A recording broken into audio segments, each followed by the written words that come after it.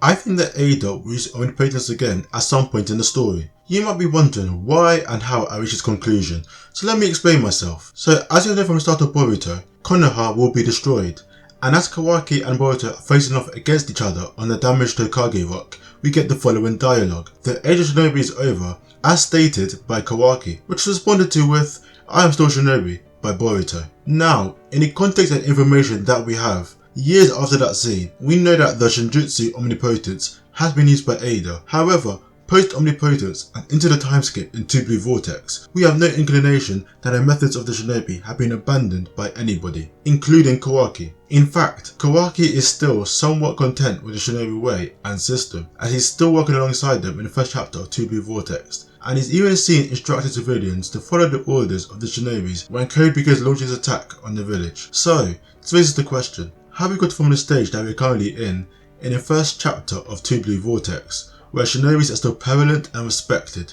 to the flash forward scene where the Age of Shinobi is stated to be over? I still haven't quite figured out exactly why this happens, though I have a rough idea, but I'll make a video on that when I come up with a theory for that. But I think I know how the Age of Shinobi ends, and that is Omnipotence. So, we see Eida in the latest chapter brings an idea to Sarada of using Omnipotence to reverse the changes in everyone's memory back to what it was before. I think that this is Kishimoto teasing us with the possibility as readers early on that it will be used again. However, it will not be used for the purpose of reversing the changes that were made, but rather Kawaki uses it again to bring an end to the era of Shinobi, because that statement implies that it's ended on a global scale, and currently we don't know of anything else that could cause a global change of this magnitude in the narrativeverse besides Omnipotence. It also makes sense that Kawaki would do this, as we know that he believes that the Shinobi way of acquiring and developing power is slow and inefficient. He thinks that Shinobis will take way too long to reach the power levels that are required to fight Otsutsuki, and that it is always the Shinobi that gets killed first. So, if Kawaki wants to stop the Shinobi from dying on the battlefield at the hands of the Otsutsuki that he deeply hates, what would be the most efficient and effective way of doing this, you might ask? By using the Omnipotence to change reality and bring an end to the era of Shinobi. This would be in line with his character,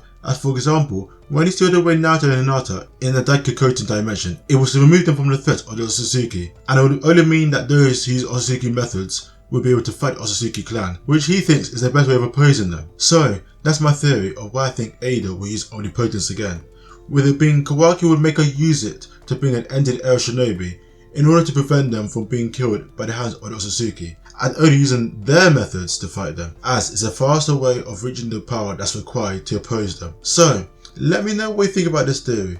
Whether you agree with me on the fact that Eida uses Omnipotence again, why she uses it, both, or even whether you completely disagree with me. Let me know what you think in the comments. I'm open to hearing all sorts of suggestions, opinions, and theories. As always, thank you for watching, and I'll catch you in the next video.